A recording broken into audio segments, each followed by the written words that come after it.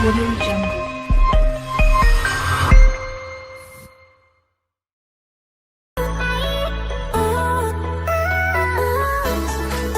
Haji, betul tak? Okey. Jadi boleh nampak tak saya punya presentation tu Ustaz? Nampak. Nampak gambar Mekah dekat situ? Ada nampak? Nampak tak gambar Mekah dekat situ Okey, baik. Macam mana saya boleh tak nampak ni presentation? Okey. Dan sekejap saya boleh tak nampak ni macam mana ni silap ni. Okey, baik. Jadi kita dah kongsikan kalau dekat sini kan, kalau kita tengok je gambaran Mekah dekat sini, apa yang kita rasa dalam hati kita? Yang pertama sekali, kita akan rasa rindu nak pergi ke Mekah, betul tak? Kita akan rasa rindu nak mengunjungi Baitullahil Haram dan kita rasa tak sabar nak pergi ke sana. Itu satu perasaan yang perlu kita ada dalam jiwa kita. Sebelum kita nak belajar macam mana kita nak belajar berkaitan dengan menunaikan ibadah haji dan umrah. Pertama sekali saya nak ucapkan jutaan tahniah lah kepada pihak sekolah kerana menganjurkan program yang hebat lah pada hari ni. Saya terkejut juga sebab biasanya kalau kita bagi kursus ni dekat mak-mak, dekat ayah-ayah kan. Tetapi hari ini saya bersama dengan murid-murid anak-anak pelajar untuk kita belajar berkaitan dengan haji. Saya alhamdulillah telah pun melaksanakan ibadah haji pada tahun 2010. Waktu tu saya belajar di Jordan tahun 2009 sampai 2014. Alhamdulillah saya menunaikan haji. Pada waktu itu orang kata masih muda lah. Dan sekarang ni pun muda lagi kan. Jadi alhamdulillah dapat melaksanakan ibadah haji. Tapi pada waktu itu saya pergi melalui Jordan. Tahu tak Jordan? Jordan ni bersebelahan bersebelahan dengan Saudi. Okey, jadi saya pergi menaiki bas. Biasa kalau daripada Malaysia kita menaiki apa? Menaiki kapal terbang. Ala kulli hal kalau kita boleh kongsikan dengan para pelajar sekalian apa di antara perkara yang kita nak kongsikan pada hari ini. Ini kalau kita baca tadi kan, apa dia? Labbaik Allahumma labbaik, labbaik la syarika lak labbaik, innal hamda wan ni'mata laka wal mulk la syarika lak. Apa maksudnya? Hamba-Mu datang menyahut panggilan-Mu ya Allah. Itu pertama. Yang kedua, hamba-Mu datang menyahut panggilan-Mu. Hamba-Mu datang menyahut panggilan-Mu. Tuhan yang tiada sekutu bagi-Mu, hamba-Mu datang menyahut panggilan-Mu. Dan sesungguhnya segala puji dan nikmat dan kerajaan adalah kepunyaan-Mu. Tiada sekutu bagi-Mu. Ini satu perkataan yang kita sering orang kata apa laungkan ketika menunaikan ibadah haji. Waktu kita menunaikan ibadah haji tu kan, teringat lagi daripada awal ni kita bertolak daripada Jordan tu kan, masuk saja ke sempadan Saudi tu kan, kita dah semangat dah melaungkan talbiyah. Ataupun selepas kita daripada Madinah nak ke Mekah tu kan, dekat Bir Ali, lepas pada Bir Ali tu kita dah semangat labbaik Allahumma labbaik, labbaik la syarika lak labbaik. Semangat kau main lagi. Semangat. Mula-mula ramai-ramai. Lepas tu tinggal separuh bas je. Last sekali pakcik driver je yang bertalbiyah. Biasalah tu. Jadi nak cerita kat sini, ini di antara orang kata apa, laungan yang dirindu-rindukan lah ya. Baik. Murid-murid, para pelajar, sahabat-sahabat, ibu ayah yang dihormati dan disayangi Allah Subhanahu Wa Taala, saya tak kenalkan diri lagi kan. Saya kenalkan diri dululah. Nama saya Aiman Sufian bin Azman. Saya dilahirkan di Terengganu. Sekarang ni bertugas sebagai mudir Mahat Tahfiz Darul Quran wal Hadis Bukit Badong, sebagai host Didik TV, host Tanyalah Ustaz, dan alhamdulillah juga sebagai mutawif umrah di Ustaz Haryanto Lizal UHR Travel, dan alhamdulillah telah orang kata apa melaksanakan ibadah haji pada tahun 2010. Jadi hari ini ya saya nak kongsikan kepada anda semua macam mana nak buat haji dengan cara yang paling simple sekali. Adik-adik nak tahu tak macam mana nak buat haji paling simple sekali? Kalau adik-adik nak tahu buat haji paling simple sekali, cuba respon sikit. Nak. Nak. Tapi sebelum tu saya nak tanya, siapa yang bercita-cita nak pergi haji? Sebut nak. Okey, semua bercita-cita nak pergi haji kan? Nak sambung belajar kat situ. Nak sambung belajar dekat situ pun ada kan? Jadi alhamdulillah cita-cita tu sebenarnya Allah dengar tau. Allah dengar cita-cita kita tu. Allah dengar kita nak pergi sambung belajar di luar negara tu, Allah tahu tau. Macam saya waktu kecil-kecil dulu saya simpan cita-cita, ya Allah, saya nak pergi haji waktu muda ya Allah. Alhamdulillah pada umur saya 20 tahun saya dapat menunaikan haji. Seronok tak dapat menunaikan haji pada waktu muda? Seronok kan? Baik. Sebelum kita nak cerita pasal ibadah haji ni, saya nak cerita, saya nak bawa anda semua berjalan tau. Berjalan daripada satu tempat ke satu tempat untuk kita menunaikan ibadah haji ni. Memang seronok pada hari ini. Sebelum kita nak pergi kepada perjalanan kita menunaikan ibadah haji tu, saya nak bawa anda kepada pengertian haji terlebih dahulu. Apakah pengertian haji? Ya, pengertian haji kalau kita dapat lihat di sini okey, kalau kita boleh tengok di sini okey, ini gambar Masjidil Haram, Kaabah, banyak ni yang kita boleh kongsikan pada hari ini. Tapi biasanya kalau kita lihat tentang orang kata apa, khusus haji ni makan masa yang cukup panjang. Makan haji yang cukup panjang. Tapi kita ringkaskan. Kita ringkaskan pada hari ini ya, iaitu kita belajar dalam tempoh 1.5 jam sahaja. Okey, boleh tak? Boleh Okey, baik. Sekarang ni kita nak tengok, saya nak bawa kepada anda apa okey, sekejap. Saya pun dah lupa nombornya. Okey, nombor 30. Baik.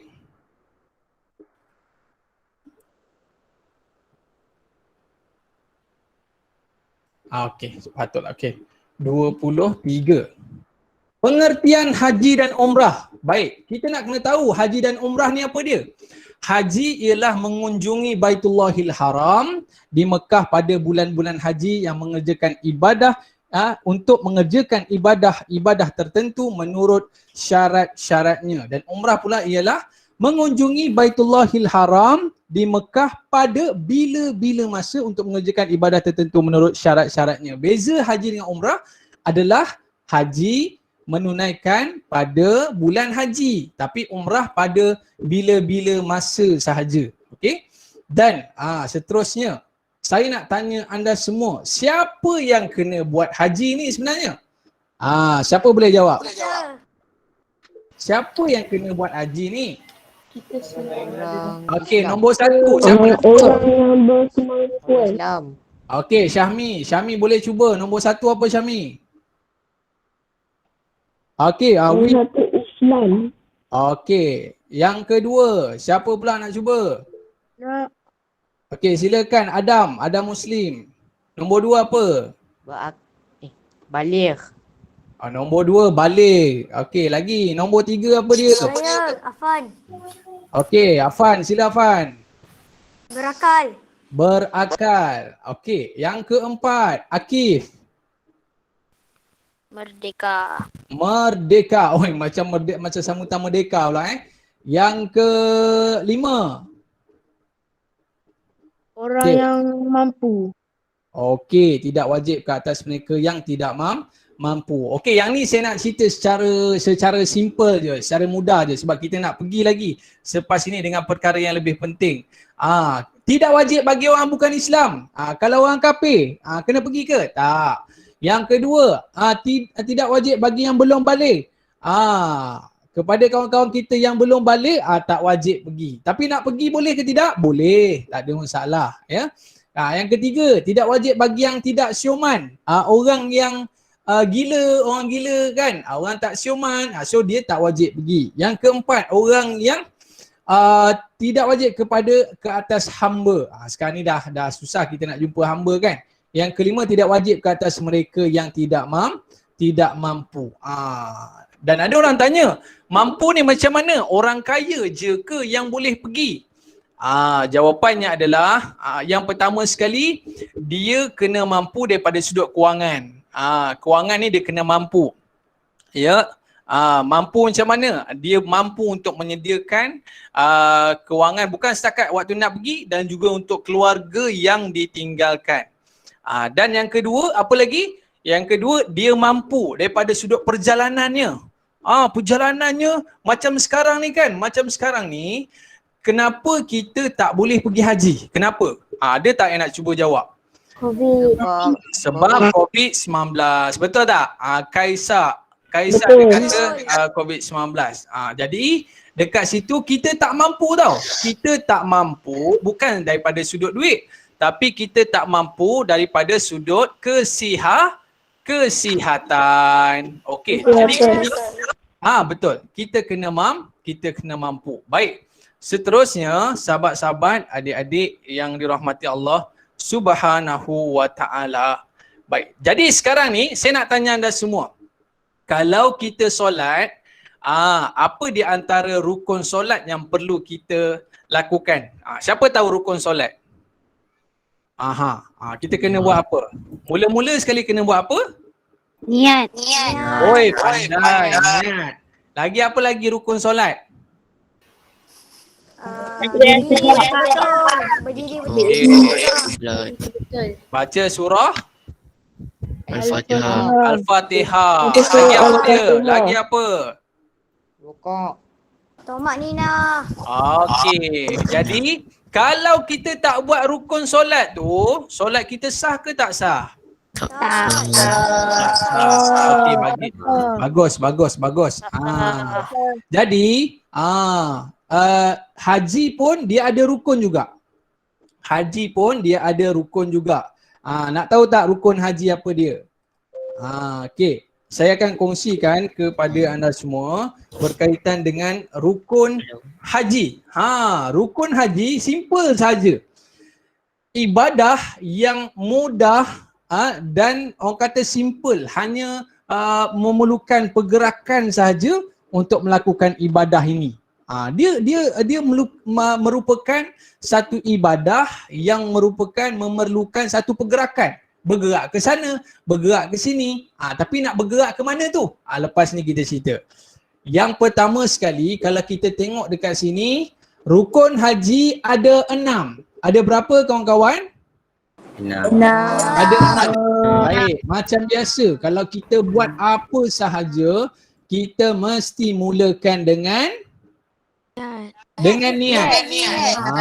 Kita solat kena mulakan dengan Niat. kalau puasa kita mulakan dengan Niat. jadi haji pun kita mulakan dengan niat. Betul tak? Betul. Baik, yang pertama niat. Yang kedua apa? Yang kedua wukuf. Yang ketiga Wah. tawaf. Yang keempat, Sa'i. yang kelima Bergunting. bersyukur. Yang keenam tertib pada kebanyakan rukun. Jadi tertib ni kita tahulah dia tertib, kena ikut urutan. Jadi kita kena ingat 6 ni je, simple je. Niat, wukuf, tawaf, sa'i, bergunting. Dah tertib. Kita dah selesai dah haji kita. Ustaz. Ya, silakan. Kuat sikit. Tahalun tu bergunting ke? Tahalun. Kuat sikit. Tahalun tu bergunting ke?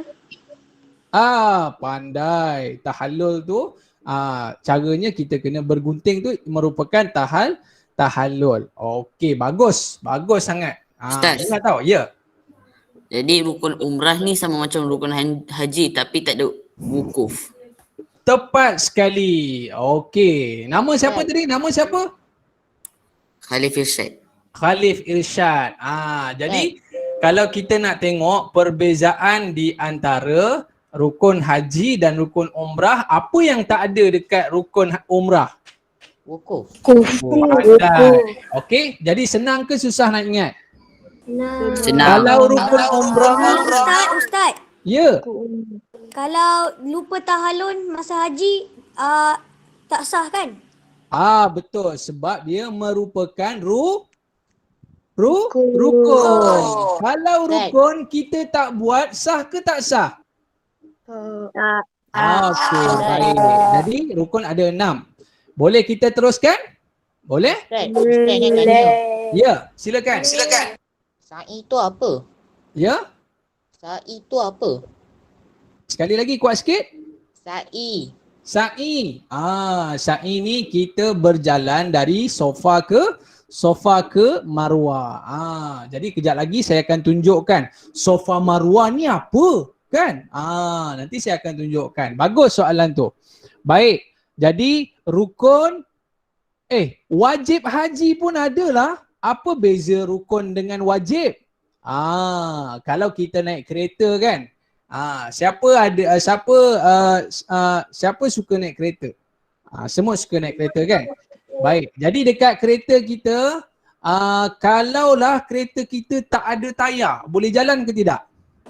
Boleh. Itu kereta terbang tu. Boleh. Okey, jadi kalau tak ada tayar, kita tak boleh berjalan. Kalaulah kereta kita tak ada enjin, boleh berjalan ke tak? Tak. Tak boleh. Boleh. Baik, jadi itu yang kita boleh analogikan sebagai rukun haji. Rukun ni kalau tak ada, dia tak boleh jalan. Tapi wajib, ya, kita mesti kena ada baru boleh jalan. Contoh apa dia? Contoh kalau kereta kita tak ada bumbung. Contohnya tak ada tingkap, kereta boleh jalan tak? Boleh. Kereta boleh jalan. Tapi kalau tak ada tingkap dengan bumbung, kemudian tak ada kerusi, macam mana kita nak bawa kereta tak ada kerusi kan? Boleh. Betul tak? Boleh. Taklah kerusi plastik kan? Okey, jadi maknanya rukun haji ni nak tak nak mesti kena ada. Kalau tak ada, tak sah kita punya haji. Dan yang seterusnya adalah wajib haji. Wajib haji ini kalau tak buat, Wajib haji ke? kita kena apa? Kalau tak buat wajib haji, kita kena apa? Bayar data. Kena bayar dah. Bayar dam. Tepat sekali. Siapa yang jawab tadi tu? Nama siapa? Amir Wafi. Okey, bagus. Baik. Wajib haji ada 6 juga. Yang pertama, niat di miqat, larangan ihram, bermalam mabit, melontar jamrah kubra, bermalam 11, 12, 13 Zulhijjah. Yang keenam, melontar ke 3 jamrah. Okey. Mungkin tak nampak lagi, mungkin tak jelas lagi macam mana yang disebutkan dengan rukun dan wajib haji ni. Lepas ni kita akan cerita. Boleh tak? Boleh Boleh. Baik. Boleh. Sahabat-sahabat yang dirahmati Allah Subhanahu Wa Taala sekalian, jadi kita nak kongsi lagi kepada anda semua berkaitan dengan topik kita pada hari ini, berkaitan dengan haji ni kan. Okey, baik. Okey, saya pindah ke atas sikit. Baik. Jadi rukun haji tadi ada berapa? Ada 6. Okey, dan wajib haji pun ada 6. Jadi sekarang ni sahabat-sahabat sekalian, ya, kalau kita boleh kongsikan kepada anda semua. Okey, saya tutup dulu yang ni. Anda semua nampak tak muka saya kat sini? Nampak Nampak. Boleh tak saya nak tulis sikit dekat whiteboard ni? Boleh Boleh. Okey. Pertama I can see. tadi, sahabat-sahabat yang dirahmati Allah Subhanahu Wa Taala sekalian, apakah rukun haji yang perlu kita buat? Siapa nak jawab tadi? Siapa dia? Okey, silakan. Adam Muslim. Niat. Niat. Mana saya punya marker ni? Marker saya dekat sini. Saya gantung marker saya sekejap. Boleh tak? Boleh. Okey. Pertama sekali kita nampak tak? Nampak Nampak. Pertama sekali kita kena niat. Nampak. Okey, niat. Niat dulu. Saya buat awan. Okey. Niat. Okey, niat ni kita nak kena niat dekat mana? Kita nak kena niat. Niat sebelum pergi. Okey, bila? Yang kedua, di mana? Okey. Yang ketiga, kita haji apa? Lepas tu kat sini pakai apa? Okey. Boleh tak kawan-kawan? Boleh Okey. Pertama sekali, kalau kita tengok tentang niat ini, rukun yang pertama kita nak niat waktu bila. Okey? Baik. Bermula bila 1 Syawal sehingga 10 Zulhijjah. Okey. Ini waktu kita nak berniat. Tapi biasanya kan kita akan, kalau jemaah umrah kita, jemaah haji kita akan pergi lebih kurang 2 minggu sebelum wukuf di Arafah. Okey? Jadi niat bila? Ni jawapan dia. Yang kedua, dekat mana ni nak berniat ni? Dekat mana? Kawan-kawan boleh tolong jawab tak? Ustaz, wukuf tu apa wukuf? Dekat atas kapal terbang. Atas kapal terbang. Okey, baik. Yang pertama, Qarnul Manazil. Yang kedua, dekat Bir Ali. Bir Ali. Dia ada banyak lagi, tapi kita ingat dua ni, boleh tak? Ya.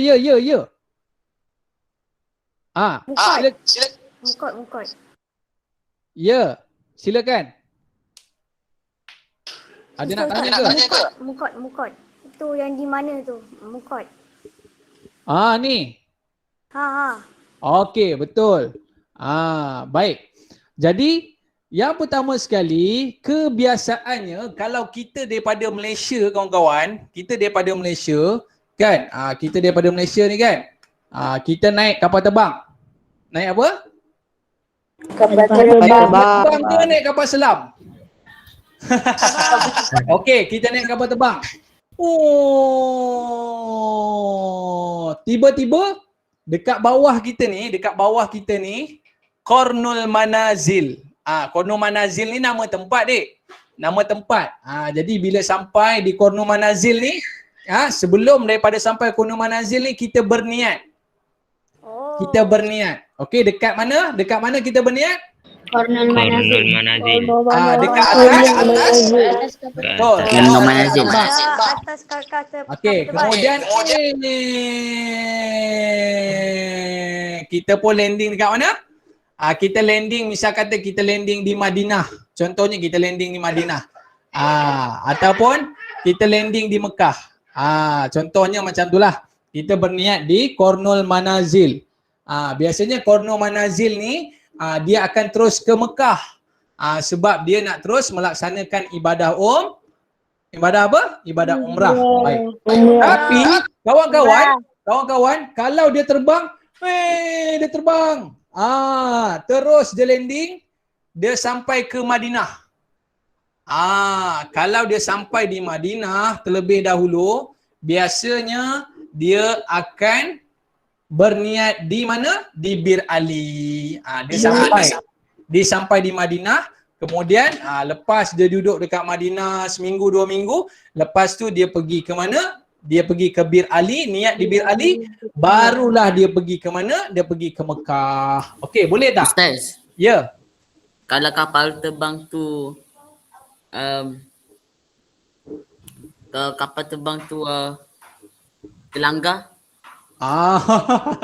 Kalau kapal terbang tu berlanggar kan, itu saya pun tak tahu dah jawab lah kan. Kalau kapal terbang tu berlanggar, yang penting dekat sini adalah dia tukar kapal terbang baru balik.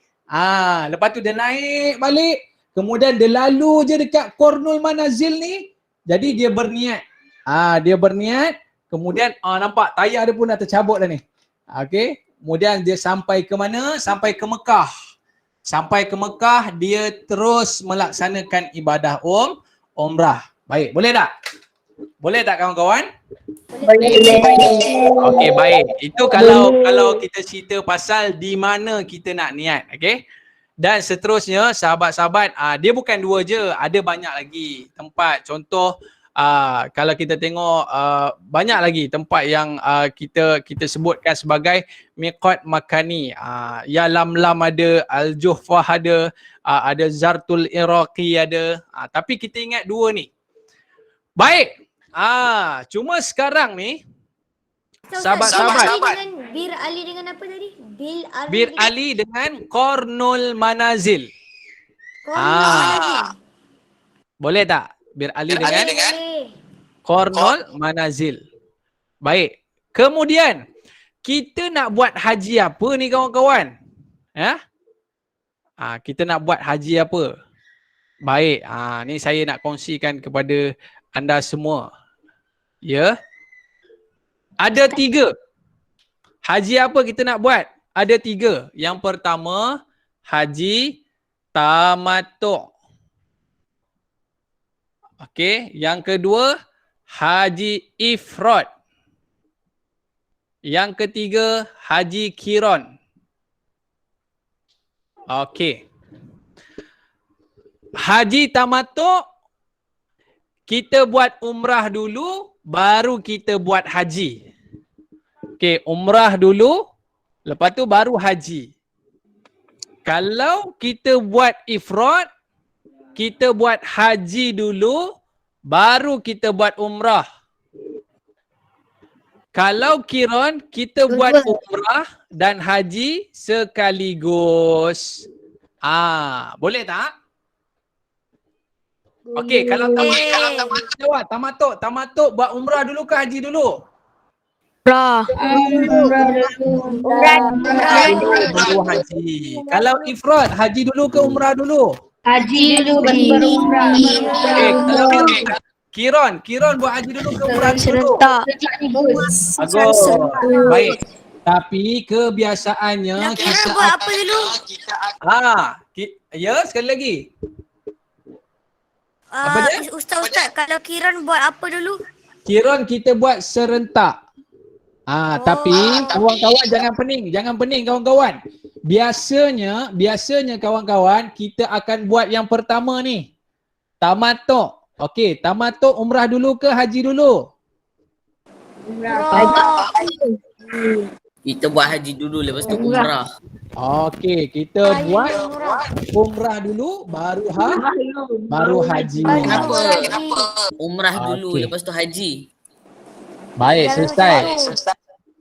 Jadi kita pilih haji tamattu', betul tak? Okey, jadi sekarang ni kita nak tahu pula. Kita nak tahu nak baca apa? Baca apa? Niat ni nak baca apa ni? Baik. Niatnya adalah kalau saya boleh kongsikan kepada anda semua. Okey. Ini kita nak kongsikan kepada anda semua. Niat untuk haji tamattu'. Kalau haji tamattu' umrah dulu ke haji dulu?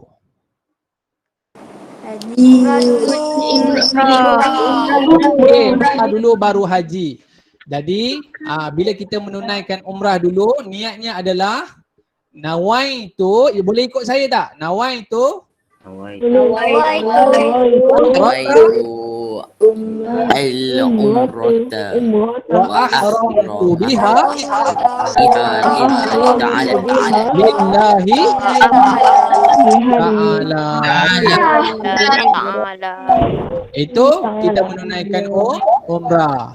Kemudian bila kita nak menunaikan haji, kita akan niatkan nawaitul hajja Waitul hajja wa ahramtu biha ahramtu biha lillahi lillahi ta'ala. Okey, baik. Dah selesai. Nak baca apa dah selesai. Niat kita dah selesai, betul? Okey, di mana pun dah selesai. Bila pun dah selesai. Haji apa kita nak buat? Kita nak buat haji tamattu'. Dan dekat bawah ni kita nak kongsi satu lagi apa dia kawan-kawan? Nak pakai apa ni? Nak pakai apa? Pakai apa kawan-kawan nak buat haji? Baju putih, jubah putih. Kain ihram. Baju putih. Kain Kain ihram. Kawan-kawan boleh tunjukkan tak kain ihram masing-masing? Ada tak? Kain Siapa pelikat ada boleh kan kain boleh pelikat? tunjukkan tak? Ustaz, saya ada kain ihram betul-betul. Okey, siapa ada kain ihram ke, kain pelikat ke? Cuba tunjuk dekat saya. Ada tak? Mana ada? Mana? Cuba tunjuk sikit. Mana ada kain Okey, batik? bagus. Kain batik pun boleh lah. Kain batik pun boleh. Okey. Ini kain ihram. Dia ada dua helai. Satu untuk pakai dekat bawah, satu lagi untuk pakai di atas. Cuba tunjuk. Akif, mana Akif punya? Akif punya mana? Ada. Okey, dah ada. Satu untuk di atas dan satu untuk di bawah. Di bawah. Okey. Kawan-kawan nak belajar tak macam mana nak pakai kain ihram? Nak. Boleh. Okey, kalau nak, jom kita saksikan sama-sama macam mana kawan kita ni, kawan kita pakai kain ihram. Nak tengok tak? Nak. Okey, jom kita saksikan. Ustaz, maksudnya kena ada dua kain pelikat ke? Betul, kena ada dua. Sabar sekejap Ustaz, tunggu. Okey, mula-mula sekali kita nak buat untuk kain di bahagian bawah. Macam kita nak pakai kain pelikat lah. Boleh tak? Boleh. Okey, kawan-kawan cuba buat, nanti saya nak tengok. Macam kita pakai kain pelikat. Okey, mula-mula sekali kita satukan kedua-dua kain. Di hujung kain tu kita satukan. Kemudian, kita lipat kain tersebut sehingga hujung. Baik. Dan kita lipat sekali lagi ke dalam. Okey, lepas tu kita lipat macam kain pelikat. Boleh tak? Ustaz, apa guna tali pinggang ni? Ya, tali pinggang. Okey, kita tengok macam mana kawan kita pakai tali pinggang. Tu nampak. Tali pinggang ni kita pakai tali pinggang sekolah kita pun boleh juga untuk mengetatkan kita punya kain ihram ni. Tak adalah tiba-tiba tawar-tawar lagi terlondeh. Habis semua orang tengok. Okey. Jadi kita kena kemaskan tau. Kalau kita tak kemaskan nanti dia terlondeh nanti. Nampak macam kawan kita tu. Dah elok dah dia pakai. Okey, semua boleh buat sama-sama tau. Jadi sekarang ni kita nak buat kain ihram untuk di bahagian atas pula. Bahagian atas. Okey.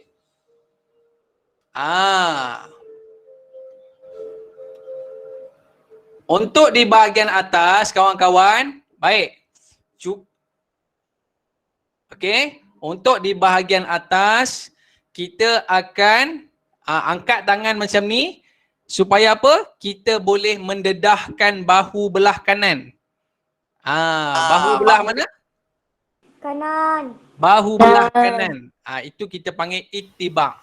Ya, maknanya kita mendedahkan bahu belah kanan. Nampak kita punya bahu belah kanan. Okey? Nampak dia pusing dekat situ? Senang je. Kita letak dekat bahu, kita silangkan dia dan kita pin kain kita. Okey. Nampak ada pin tu. Kita pin dekat belakang. Kenapa pin? Supaya kainnya tidak terjatuh. Tapi kalau tak nak pin boleh tak?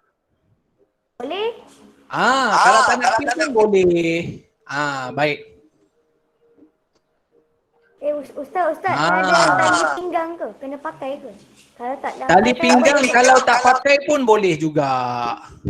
Okey, jadi kawan-kawan, nampak ni kawan kita dia pakai kain ihram di bahagian bawah dan di bahagian atas.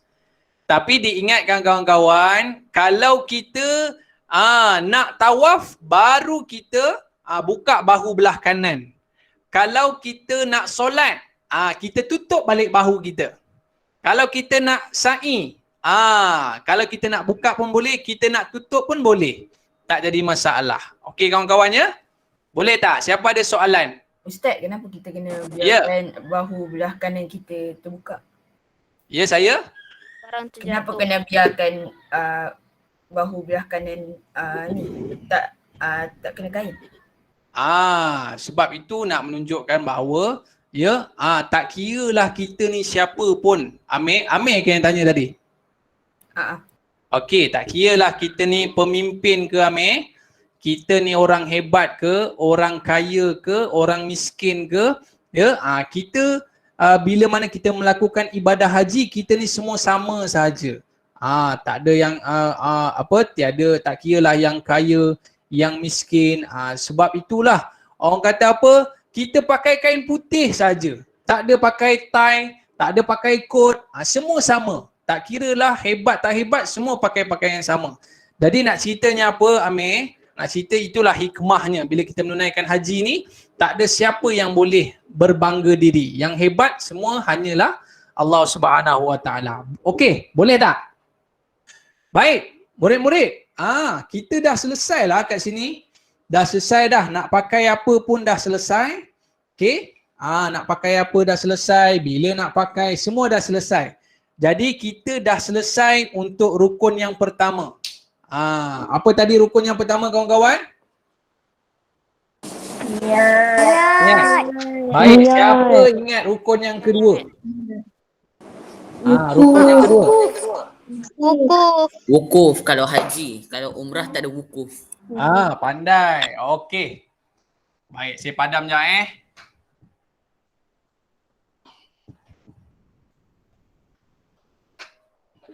Baik.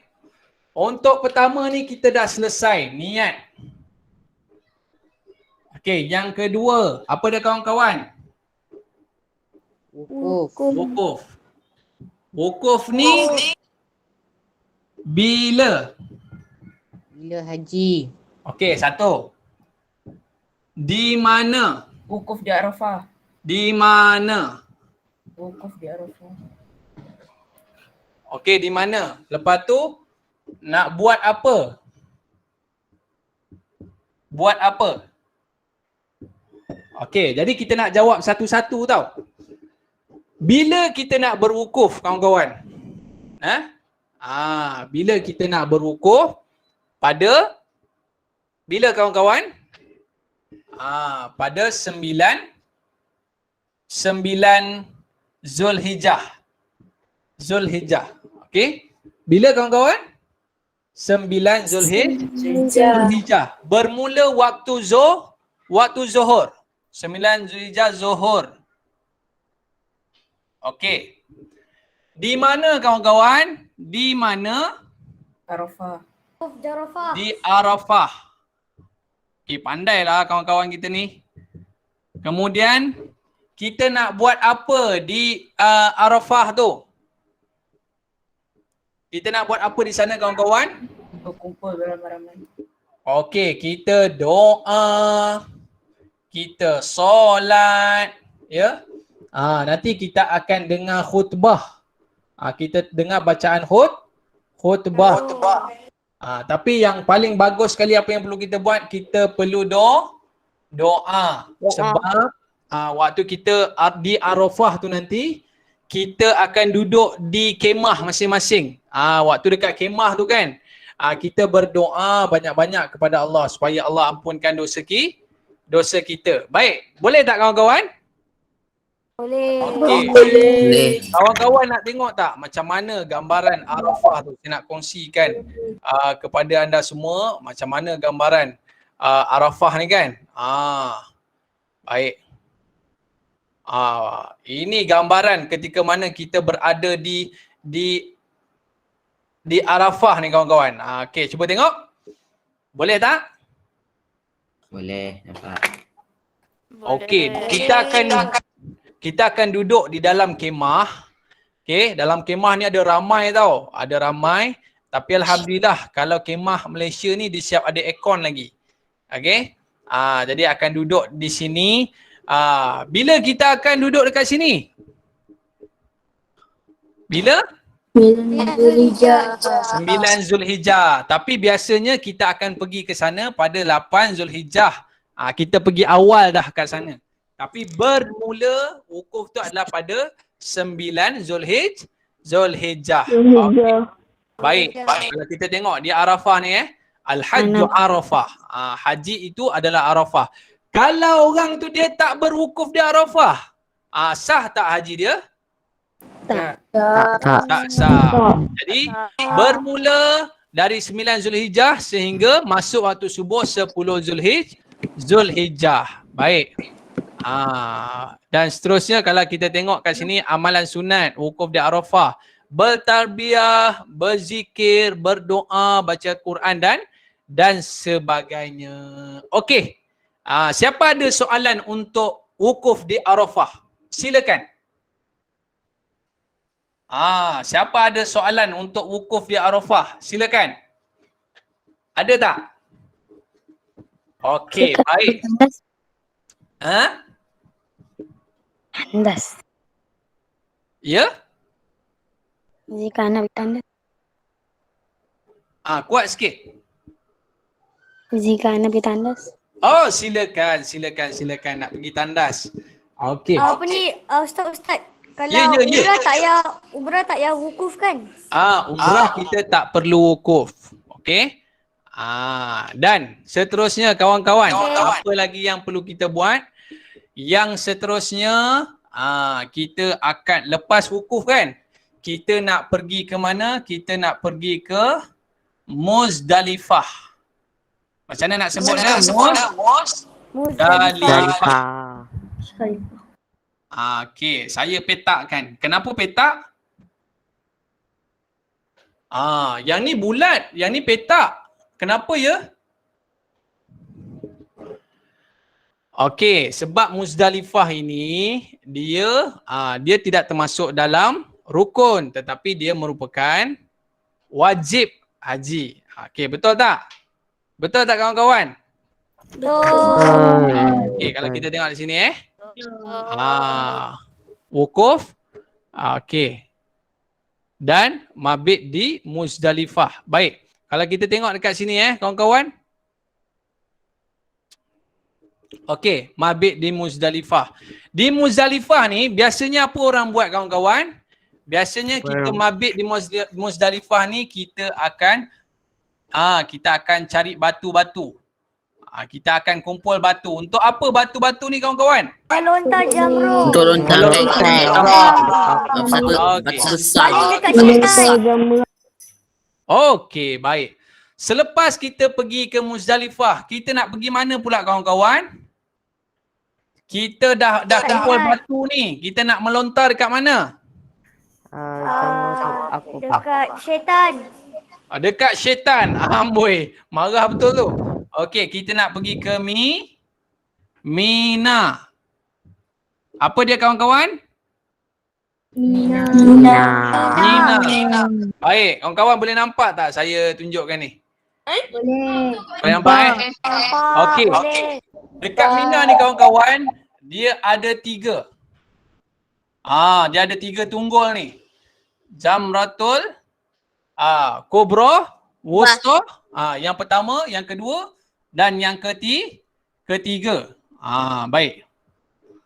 Melontar jamrah. Yang pertama ni Jamratul Kubra.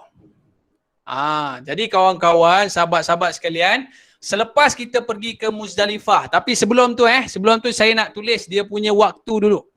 waktu dulu. Okey, kalau kita wukuf ni, waktu bila saya sebut tadi? Bermula Zuhur, 9 Zulhijjah. 9 Zulhijjah sampai Maghrib. Okey. Baik. Kemudian kita pergi daripada Arafah ni. Arafah. Kita pergi ke Muzdalifah tadi. Okey, Muzdalifah ni biasanya dalam pukul 2 pagi. 2 pagi. Dia walaupun perjalanan dia pendek, tapi sebab jalan sesak, orang ramai. 2 pagi. Lepas tu kita kutip-kutip batu dan kita akan sampai di mana kawan-kawan? Kita akan sampai di Mina. Mina lebih kurang dalam pukul 5 pagi. 5 pagi. 5 Ini waktu pagi waktu pagi. Lama. Jadi kita akan solat Solat subuh. okey, solat subuh. Lepas kita solat subuh, kita akan kita akan melontar. Melontar batu berapa biji kawan-kawan? 3. Berapa biji nak melontar ni? 3.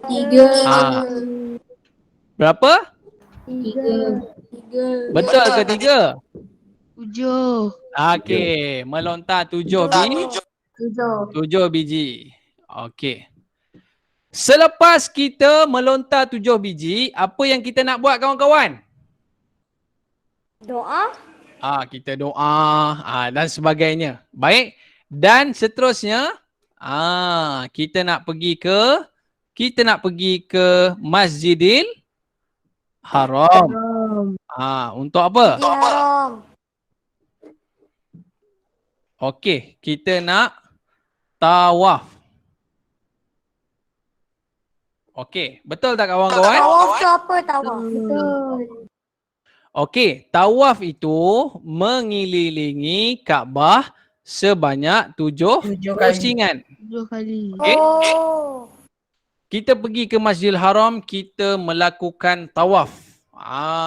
Okey, tawaf berapa pusingan? 7.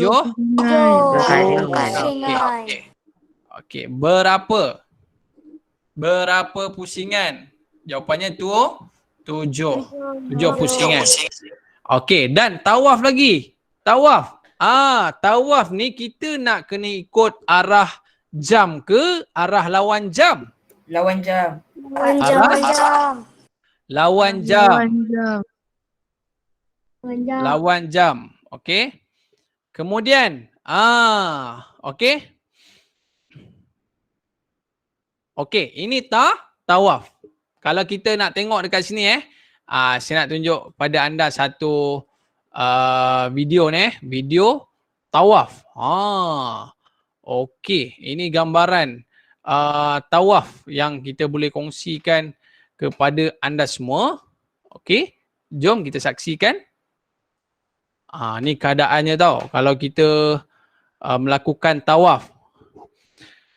Yang pertama sekali, sahabat-sahabat yang dirahmati Allah sekalian, kalau kita melakukan tawaf, kita kena pastikan bahu kita yang terbuka tu berada di belah kanan ke kiri? Kanan. Kanan. Okey, yang tertutup belah kiri ke kanan? Kiri. Okey, belah kiri. Jadi kalau kita tengok pada gambar ni kan, nampak tak ada orang tengah tawaf tu kan? Maknanya kita kena buat berapa pusingan kawan-kawan? 7. Kita kena buat 7 pusingan. Baik. Bermula dari apa? Bermula dari Hajarul Aswad. Okey? Tu nampak ramai tak orang? Ramai. Okey, kita mulakan daripada Hajarul Aswad.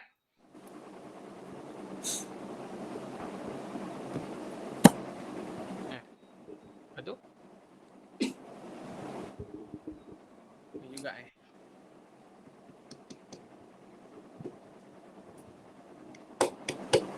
Okey.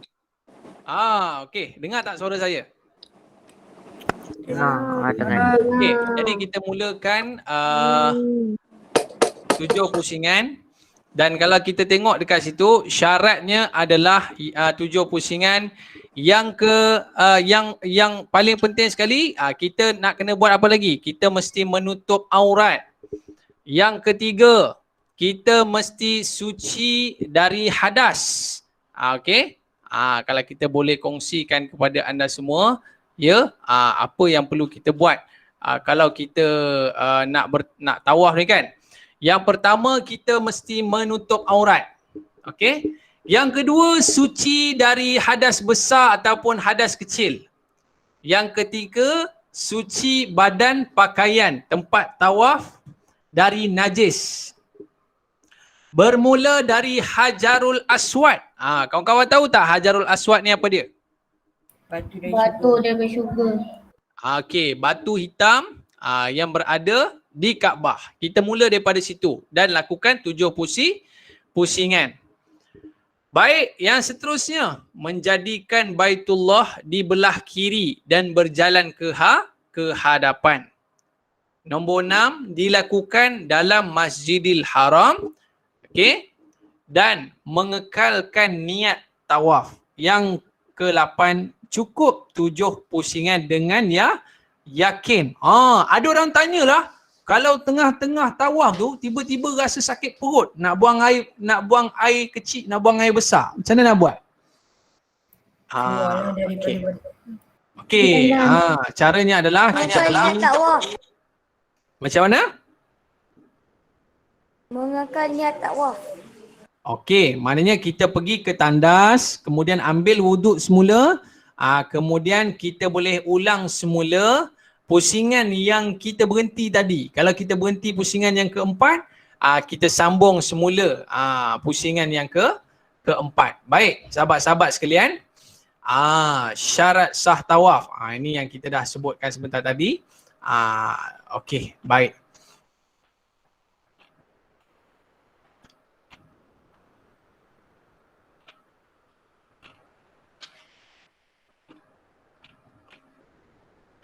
Baik, amalan-amalan sunat ketika mana kita melakukan tawaf. Okey. Yang pertama, berjalan kaki. Yang kedua, beritibak bagi tawaf diiringi sa'i lelaki. Jadi maksud dia apa? Beritibak ni, kita buka bahu belah mana? Belah kanan. Mengucup Hajarul Aswad, kita pergi cium Hajarul Aswad. Yang keempat, melakukan 3 pusingan pertama, kita melakukan lari-lari anak. Yang kelima, kita beristilam, ya, ke arah Hajarul Aswad sambil bertakbir. Okey. Yang keenam, melakukan 3 pusingan pertama dan berdoa, lelaki sajalah. Yang ketujuh, kita buat tawaf tu secara berturut-turut. Yang ke-8, kita melakukan tawaf, ya, dengan khusyuk dan tawaduk. Yang ke-9, membaca Al-Quran dan zikir dan doa. Yang ke-10, mendirikan solat sunat. Jadi nak ceritanya simple je, kita melakukan tawaf. Baik. Dan seterusnya, lepas kita dah tawaf, kita buat apa pula kawan-kawan? Lepas dah tawaf, kita buat apa? Okey. Siapa boleh jawab? Lepas tawaf kita buat apa pula? Sa'i. Kita buat sa'i. Okey, baik. Saya nak tunjukkan kepada anda semua berkaitan dengan sa'i. Okey. Sa'i. Kalau kita tengok dekat sini, syarat sah sa'i. Sa'i ni apa dia kawan-kawan? Sa'i ni perjalanan dari Bukit Sofa ke Bukit Marwah. Ni kalau kita tengok gambar ni kan, Bukit Sofa dan Bukit Marwah.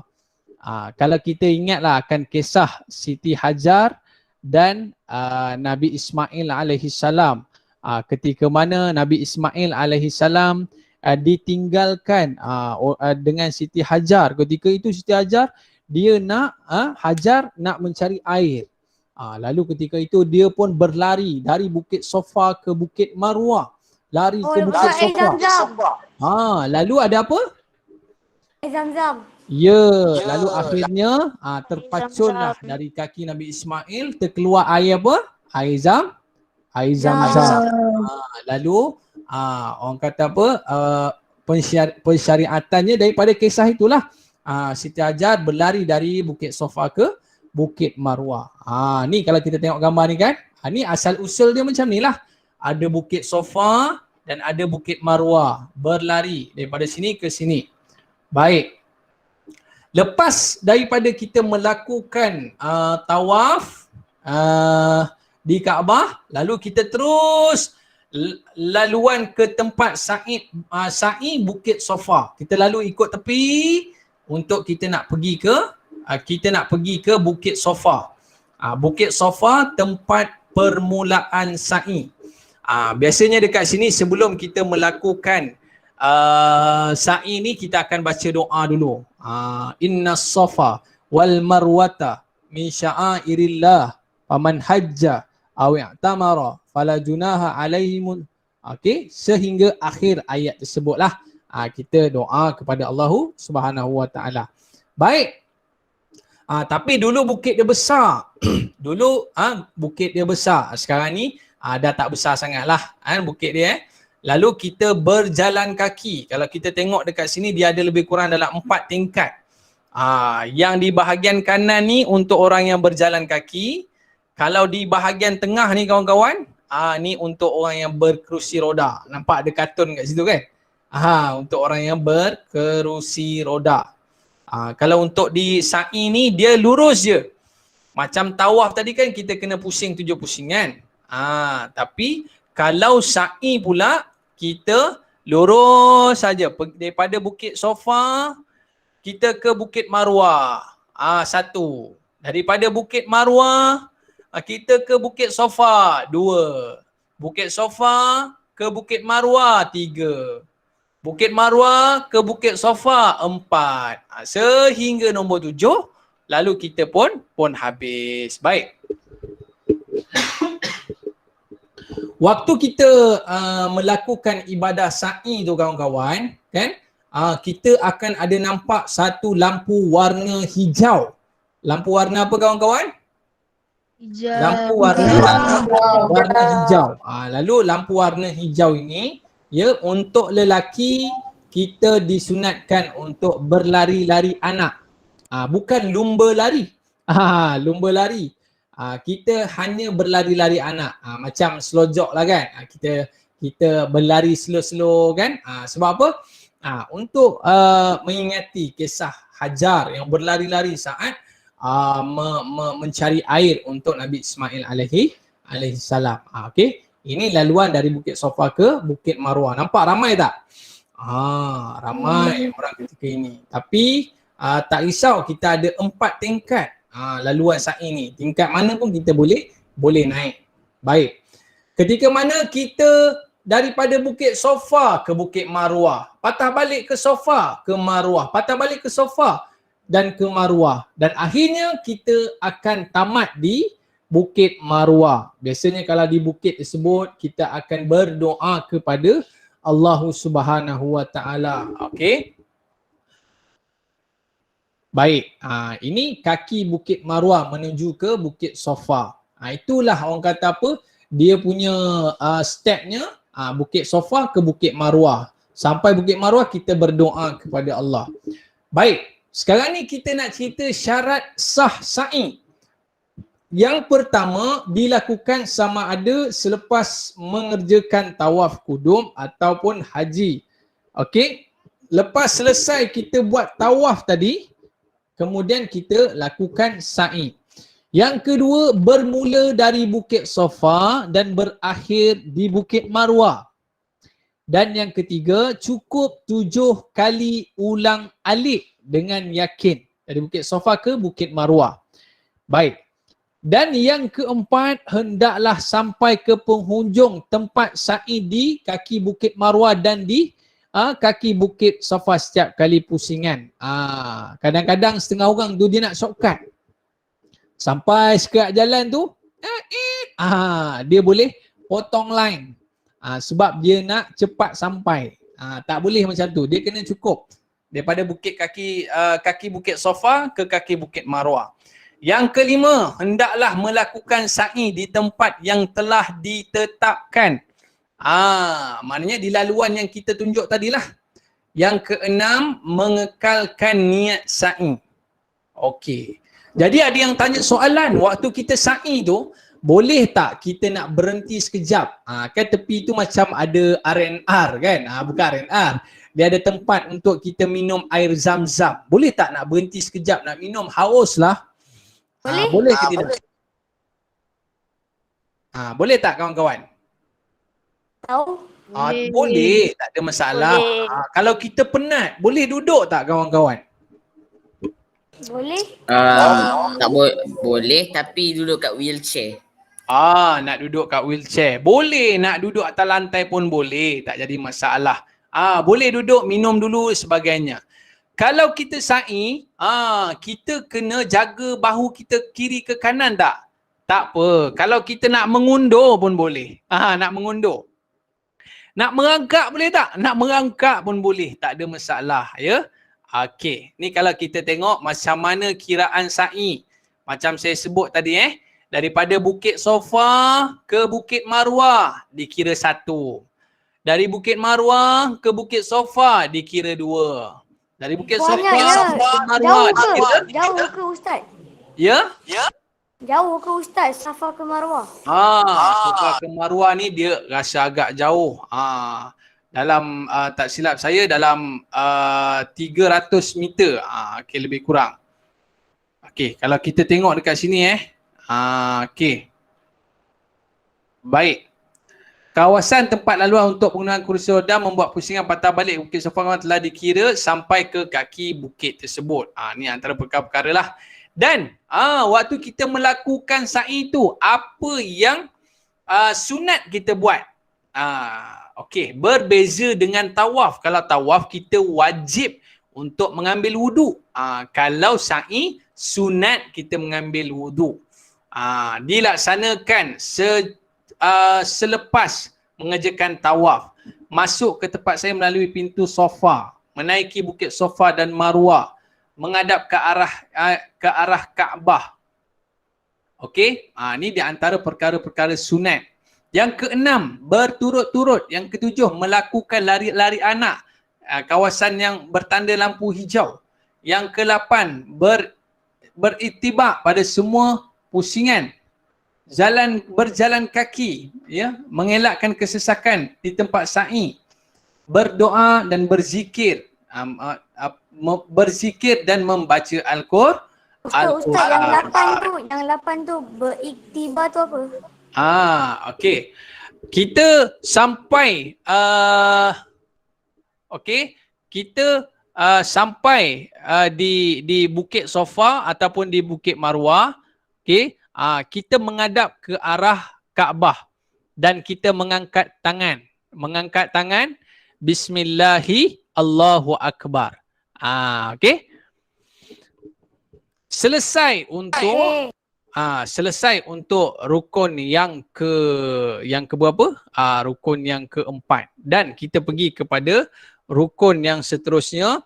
Okey, rukun yang kelima iaitu bercukur atau bergunting. Okey, sini sa'i. Okey. Sa'i, kemudian cukur. Baik, seterusnya rukun kelima bercukur atau bergunting. Persoalannya, nak cukur banyak mana? Nak gunting banyak mana ni? Okey. Rukun yang kelima, ingat, pengertiannya menanggak atau menghilangkan sekurang-kurangnya 3 helai rambut. Okey, berapa helai rambut kawan-kawan? 3 helai rambut. 3 helai rambut paling kurang. Kalau nak botak boleh tak? Boleh? Itu lebih Go bald. lebih afdal. Okey. Sunat kan? Okey. Kalau kita tengok dekat sini, rambut di kepala. Kalau kita gunting rambut dekat tempat lain, itu kita kena di kepala. Baik, seterusnya waktu bercukur dilakukan pada malam 10 Zulhijjah bagi orang yang mengerjakan haji dan tidak ada waktu luput untuk melakukannya.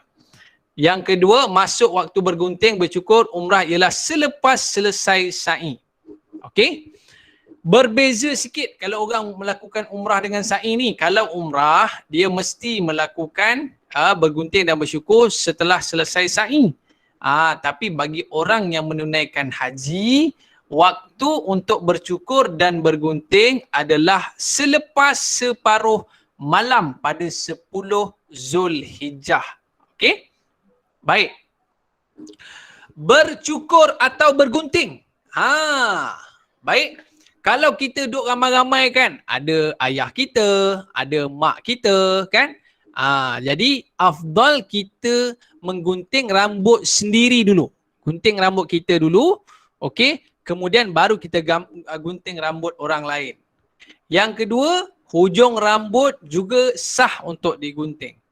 Yang ketiga, boleh mencukur atau menggunting sama ada rambut sendiri ataupun rambut orang lain apabila telah masuk waktunya. Yang keempat, ketika bergunting jemaah haji, wanita hendaklah menjaga auratnya. Yang seterusnya, yang kelima, jemaah haji juga boleh bergunting di mana-mana tempat yang difikirkan sesuai. Okey. Jadi itulah yang kita sebutkan tahallul. Tadi kawan kita ada kata tahallul. Betul tak? Tahallul ni apa? Siapa boleh jawab? Gunting rambut. Tahallul. Tahallul ni adalah halal. Tahallul ni apa? Halal. Halal. Okey, tadi ihram tadi apa? Ihram. Haram. Niat ihram. Maknanya bila kita sebut niat ihram, kita haram daripada melakukan perbuatan-perbuatan ketika mana kita berada dalam ihram. Dan setelah kita bertahallul, barulah kita halal dari melakukan perbuatan-perbuatan tersebut. Ada 13 perkara yang kita dilarang untuk buat semasa kita berihram. Lepas ni saya akan ceritakan. Baik, jadi bila kita dah bercukur tadi, ya, kita dah gunting rambut, lalu kita dah bertahallul. Bila kita dah bertahallul, maka kita dah boleh buka dah kain ihram. Dah boleh pakai baju biasa dah. Nak pakai tracksuit boleh ke? Boleh, tak ada masalah. Ya. Kalau untuk perempuan, dah boleh dah. Orang kata Ustaz, asal lelaki tu botak? sebab dia dah bertahallul tadi, dia dah bercukur. Tu yang dia jadi botak tu. Kan? Okey, baik. Jadi sahabat-sahabat yang dirahmati Allah Subhanahu wa taala sekalian, untuk tahallul ada dua, ya. Kalau untuk umrah dia ada satu je lah. Tahallul umrah selepas menunaikan tawaf, selepas menunaikan sa'i, lepas tu dia akan bercukur, dia bergunting, maknanya dia bertahallul. Baik, untuk haji pula dia ada dua. Ada tahallul awal dan juga tahallul sani. Apa benda pula ni? Okey. Untuk tahallul awal dan tahallul sani. Baik. Tahallul awal, apabila kita buat dua perkara dari tiga perkara ini. Salah satu, sama ada kita melontar jamrah, sama ada kita tawaf rukun, dan juga kita bergunting bercukur. Kalau kita buat salah dua daripada ni, lalu kita dah boleh tahallul awal. Tahallul awal ni So tak payah gunting lah. Maknanya kita dah boleh tukar baju biasa dah. Dah boleh tukar baju biasa. Tapi kita masih lagi dilarang untuk berkahwin ataupun perkara yang berkaitan dengannya. Dah selesai kita bergunting bercukur, barulah kita tahallul sani. Bila tahallul sani, perkara yang diharamkan tu semua kita dah boleh buat. Okey. Baik, selesai. Dan rukun haji yang keenam adalah tertib. Rukun haji keenam adalah tertib. Tertib ni apa dia? Tertib ni adalah kita lakukan secara mengikut urutan. Okey. Baik, sahabat-sahabat yang dirahmati Allah SWT sekalian. Okey, kita nak tengok sekali lagi cara bagaimana kita nak memakai kain ihram. Okey, jom kita saksikan.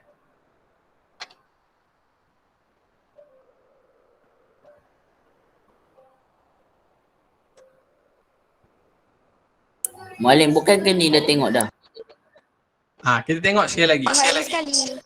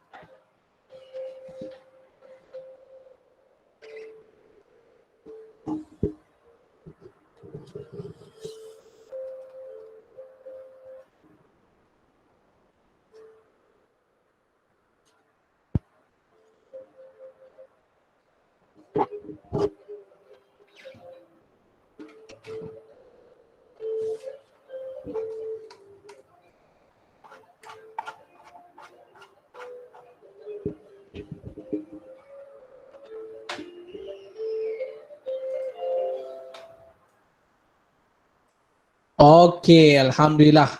Kita dah selesai pun.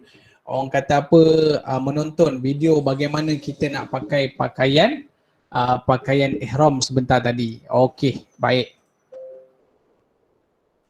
Dan sekarang ni, sahabat-sahabat, adik-adik yang dirahmati Allah Subhanahu Wa Taala sekalian, sebelum kita nak kepada rumusan, kita nak buka kepada murid-murid sekalian, ada tak siapa nak tanya sebelum kita nak pergi kepada rumusan kita pada hari ini? Kita nak buka soalan. Okey, ada yang nak tanya? Silakan. Ustaz, tadi yang sa'i tu kan dia kata dengan cukup yakin lepas dah 7 pusingan. Kalau kita tak yakin macam mana? Okey, kalau kita tak yakin, kita kena ulang semula bilangan sa'i kita. Tapi kita kena pastikan kita mesti berakhir di Bukit Marwah. Kalau tiba-tiba kita kira, tiba-tiba kita habis di Bukit Safa. Jadi maknanya mesti bilangan kita tu salah. Sebab kita mesti bermula di Bukit Safa dan juga berakhir di Bukit apa? Marwah. Bukit Marwah. Okey. Boleh faham? Boleh. Baik, siapa lagi ada soalan? Dipersilakan. Ataupun ada yang tak jelas ke dekat mana-mana ke kan? Okey, silakan. Kalau terlebih. Okey, boleh kuatkan suara? Ustaz, Ya. kalau yang lari daripada Bukit Sofa ke Bukit Marwah tu, Ya. kalau orang tua yang tak mampu berlari, boleh ke berjalan? Boleh tak menjadi masalah sebab perbuatan berlari-lari anak itu adalah perbuatan sunat sahaja. Okey, dan itu pun khas untuk orang lelaki. Dan kalau sa'i, kalau macam tadi kawan kita tanya kalau orang tu tak sihat, kalau dia nak naik wheelchair, boleh tak? Boleh kot. Kalau tak mampu. Boleh, tak ada masalah. Kalau dia nak naik macam motor skuter tu, boleh tak? Boleh. Boleh. Tak jadi masalah. Cuma sebaiknya adalah kita berjalan kaki. Okey. Ada lagi tak yang nak tanya soalan?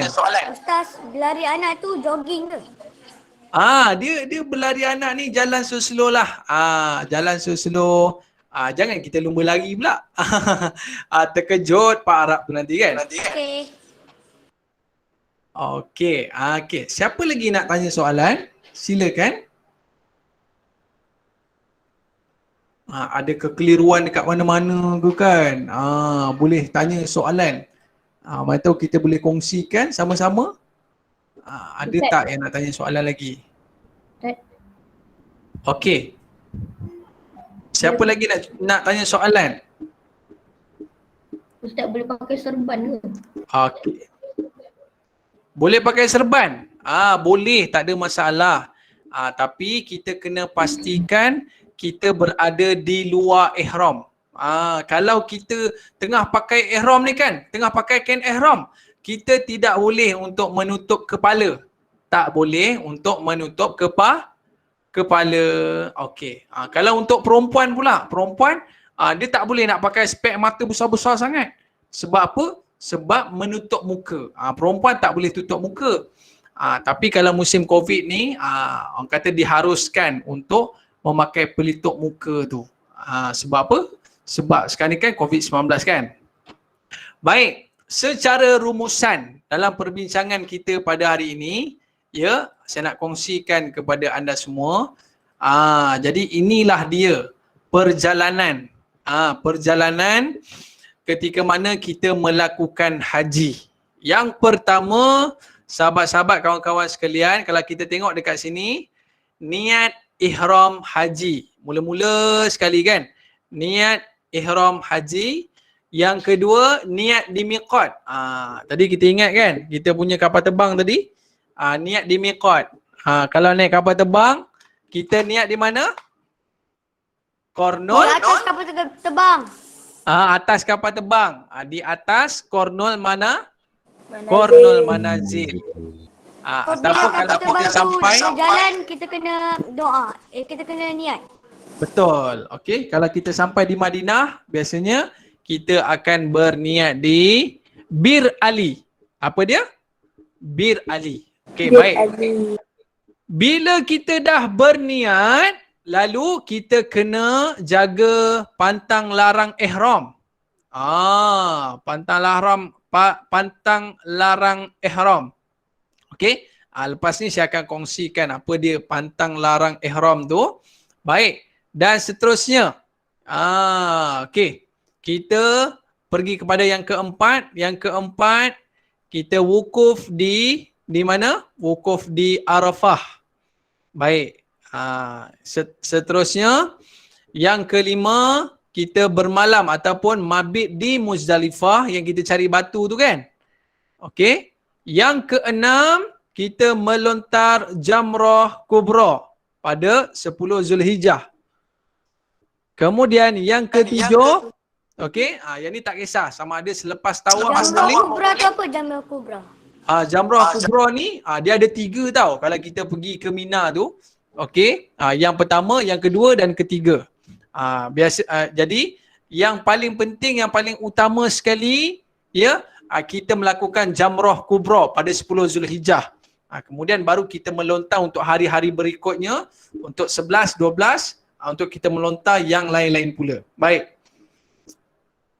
Dan seterusnya kita pergi yang ketujuh. Kita boleh bercukur. Nak cukur awal pun boleh. Kalau kita buat haji, kita boleh untuk bergunting ataupun bercukur awal. Dan yang ke-8, kita bermalam di Mina 11, 12, 13. Okey.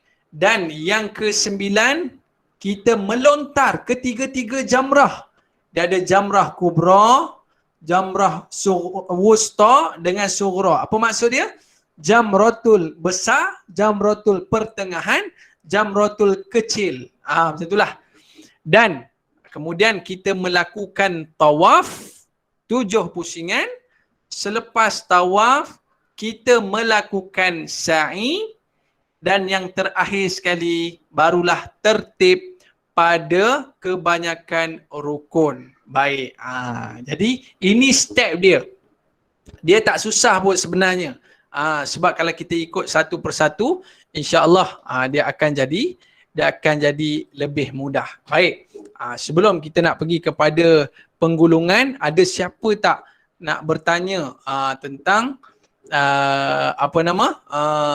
tentang topik kita pada hari ini? Ada tak? Siapa nak tanya dipersilakan. Okey. Sebelum kita tamat, kita nak cerita sikit apakah di antara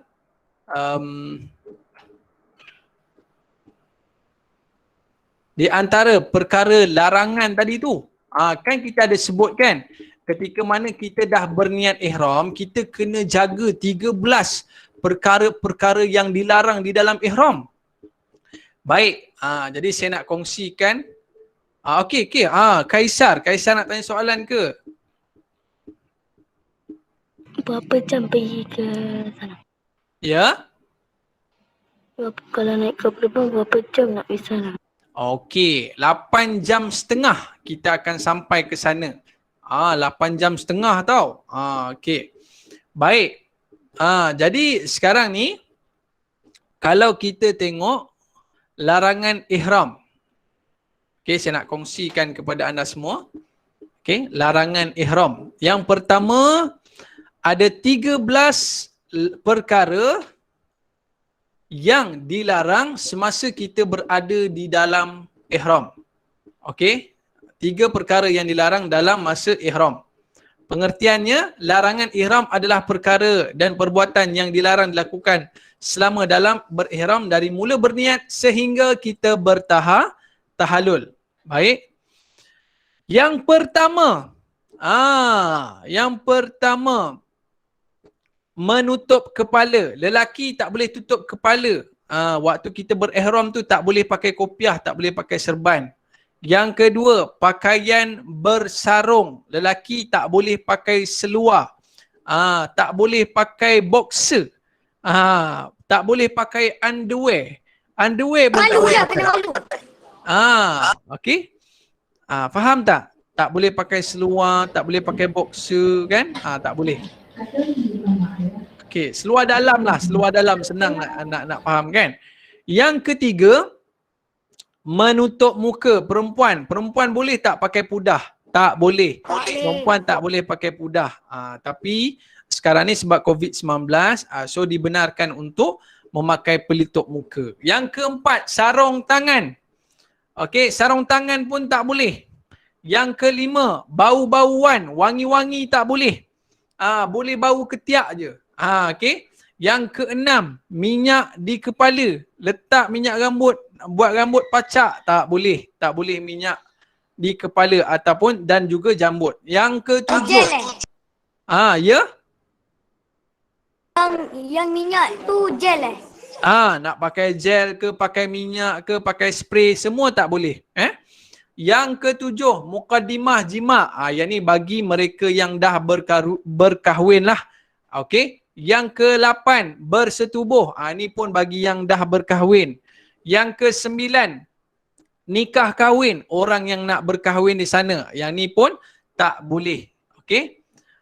Kalau kita sengaja buat semua perkara ni, kan? Yang pertama, kita berdosa. Yang kedua, kita dikenakan dam. Okey? Seterusnya, kalau tak sengaja macam mana? Alamak, terpakai kopiah lah pula. Kopiah kan tak boleh pakai kan? Okey, Sarah Aisyah nak tanya, silakan. Mukadimah jima tu macam mana?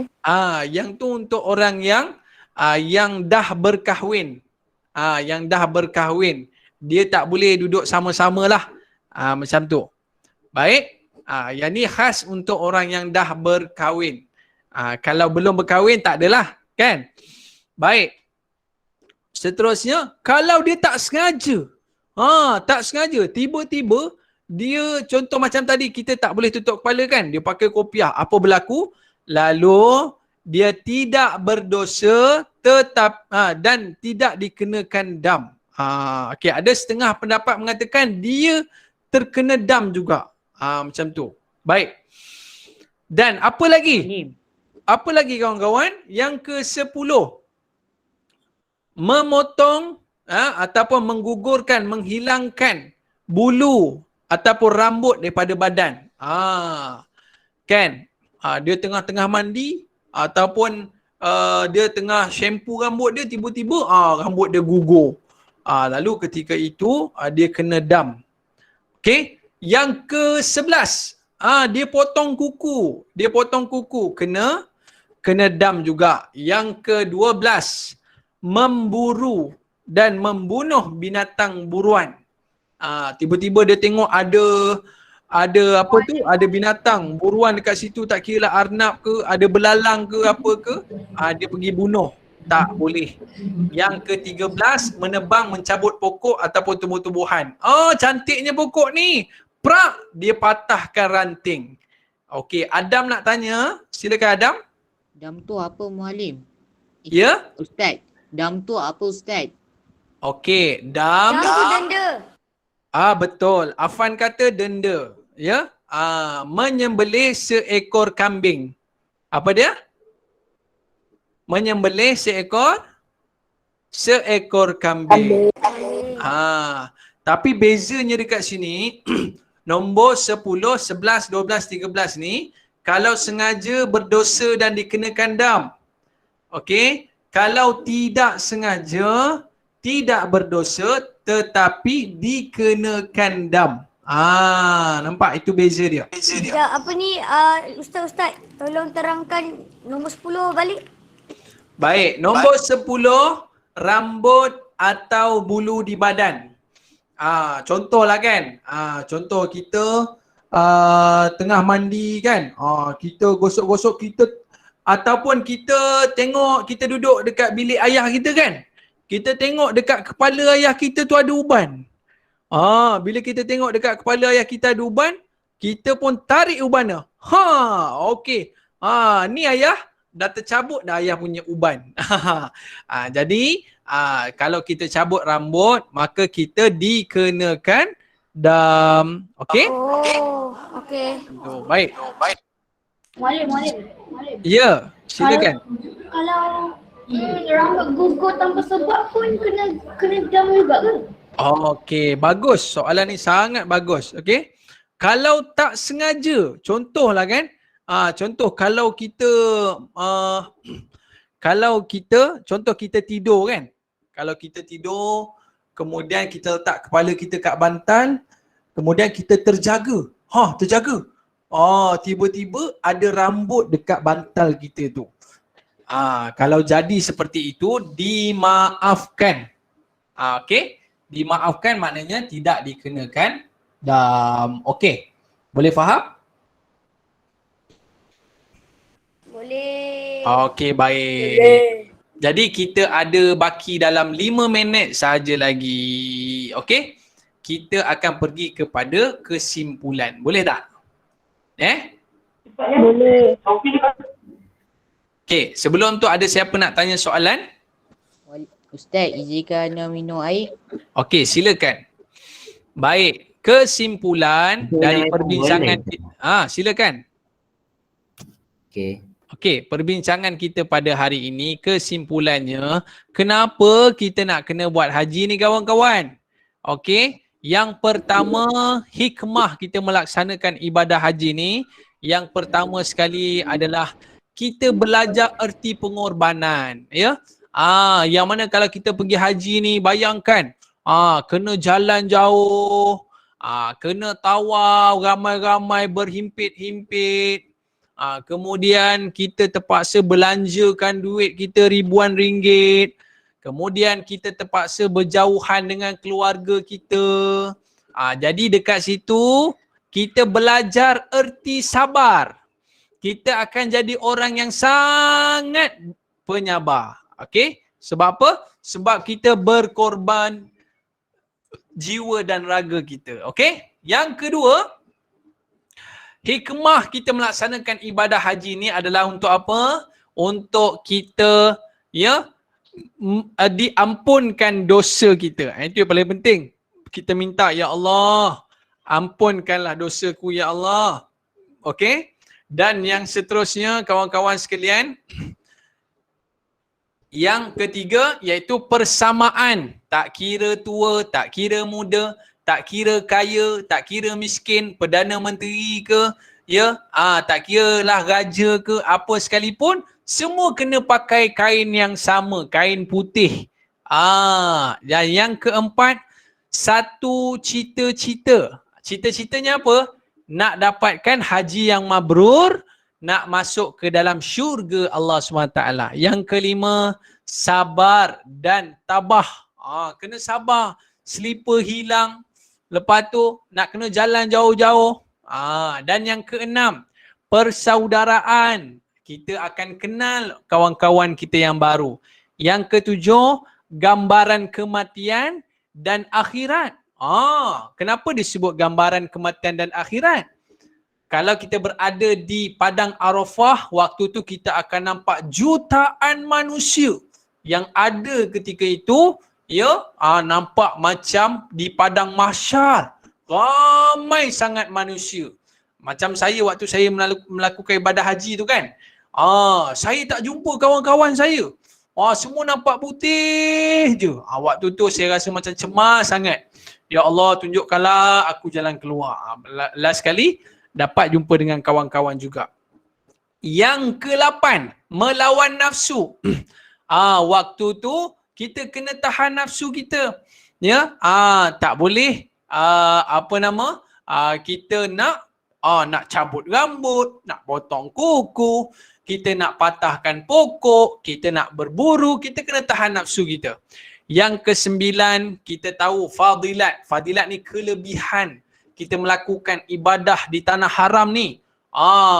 Ribuan pahala, gandaan pahala tu digandakan 1000 kali ganda. Dan yang ke-10 iaitu mengabdikan diri. Kita mengabdikan diri kepada Allah Subhanahu wa ta'ala. Jadi hikmah kita melakukan ibadah haji ni sangat-sangat besar. Jadi akhir kata daripada saya, kalau anda semua nak dapatkan orang kata slide ataupun dengan lebih lengkap, boleh terus ke laman web Tabung Haji. Laman web Tabung Haji, type je dekat Google, tulis dekat situ kursus haji. Jadi kita boleh tengok slide-slide yang cukup lengkap dekat situ. Dan juga orang kata video-video yang kita boleh jadikan panduan. Jadi sekali lagi saya nak minta maaf sangat-sangat jika ada sebarang kekurangan, dan saya nak sangat kalau diberi peluang suatu hari nanti, kalau lepas COVID nanti kan, kita dapat jumpa sama-sama, kita dapat buat program. Kita dapat buat program praktikal haji sama-sama. Nak ke tak nak murid-murid? Nak. Nak. Seronok kan? Kita dapat buat praktikal melontar, kita dapat buat praktikal tawaf, praktikal sa'i, kan? Kita boleh mabit di Muzdalifah. Kita buat praktikal semua tu sampai kita faham kan? Jadi alhamdulillah itu saja, dan saya nak ucapkan jutaan terima kasih kepada pihak sekolah kerana menganjurkan program yang cukup hebat lah pada hari ini. Ini pada saya kira first time lah ni. First time lah buat khusus haji. Khusus haji secara maya. Tahniah kepada Sriti Smiti Bangi. Sriti dan Smiti Bangi atas penganjuran program yang hebat ini. Ada rezeki kita jumpa lagi. Sekali lagi saya nak ucapkan terima kasih kepada pihak sekolah dan juga pihak ibu bapa dan sahabat-sahabat sekalian, kawan-kawan saya. Okey, nanti jangan lupa boleh follow Instagram saya Dai Aiman _ DAIAIMAN. Nanti kita boleh chatting dekat Instagram nanti. Okey? Dan kita boleh orang kata apa, boleh PM dekat sana lah kalau ada sebarang pertanyaan.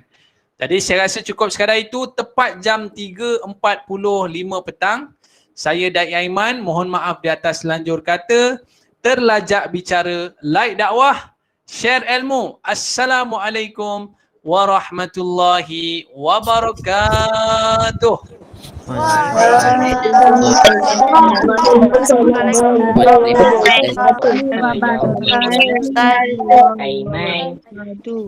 kasih Ustaz. Terima kasih Ustaz. Terima kasih Ustaz.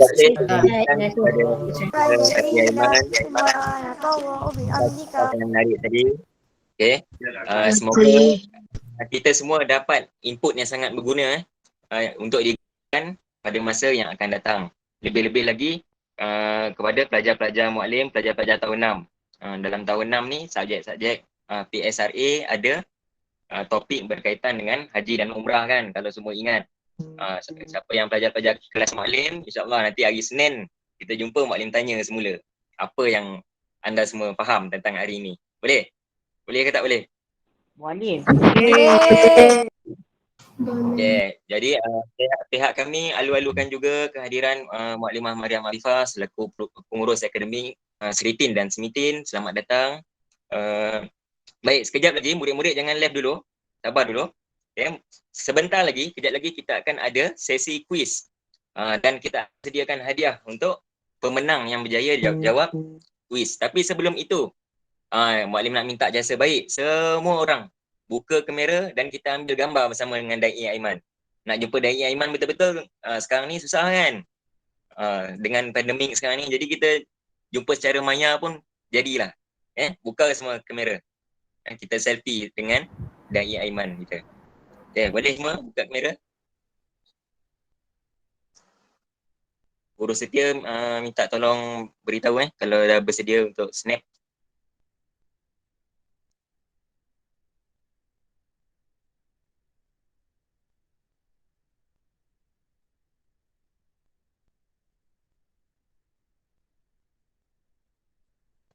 Yang boleh buka kamera, minta buka kamera. Bukan senang nak bergambar dengan Dai Aiman kita.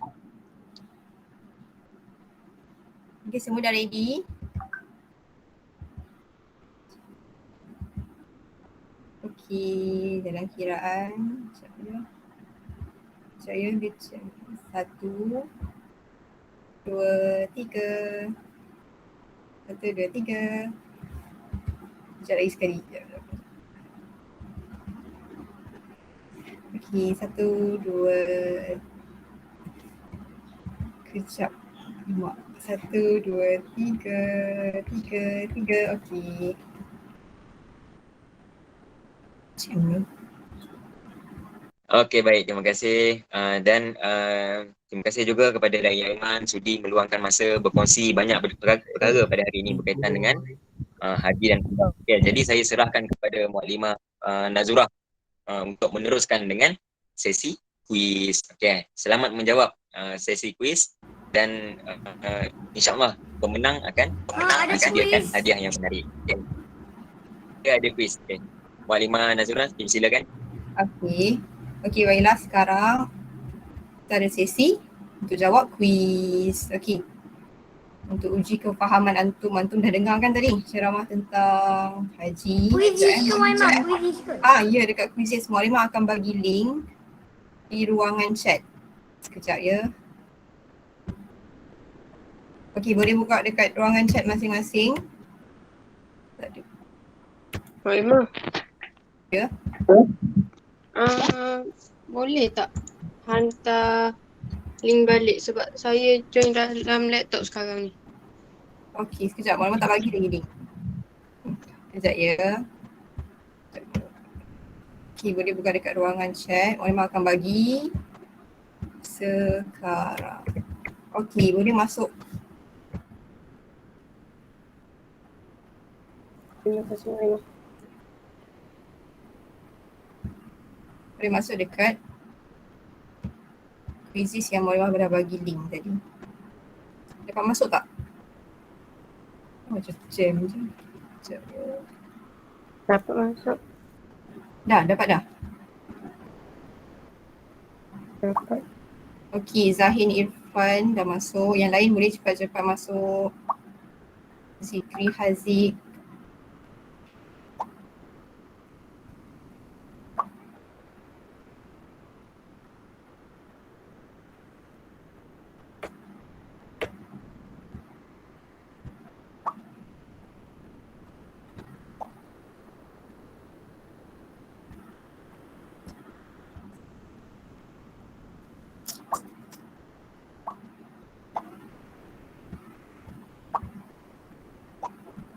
Okey, baru ada 11 orang. Cepat yang belum masuk boleh segera masuk ke dalam link yang Mak Limah dah berikan.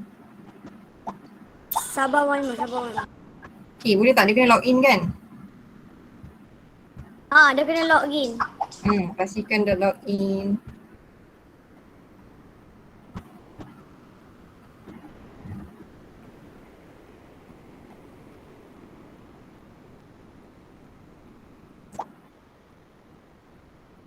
Okey, dalam kiraan lagi? Sekejap Mak Limah tunggu. Ya Mak Imam. Dalam 2 Mak minit. Imam ada 43 orang dalam meeting ni tapi baru 16. Baru 16. Okey, Mak Limah tunggu lagi 2-3 minit lagi. Yang lain cepat masuk dalam Quizzes. Macam mana nak login? Login email. Tadi 70 tu satu kurang. Banyak lagi. Mana ada login email tadi tak ada.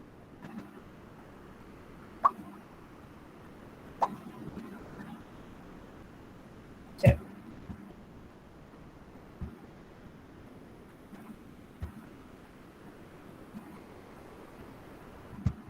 Okey, yang lain boleh segera-segera masuk. Boleh nampak tak yang Mak Limah share?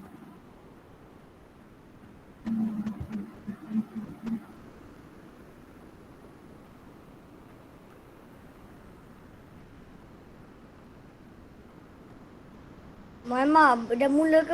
Dah mula ke? Belum kan? Belum lagi. Mulakan pada jam 3.55. Okey?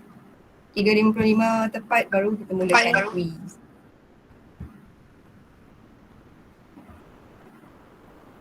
Yang lain yang ada masalah login tu boleh tolong cuba masuk balik, login, keluar balik, login balik.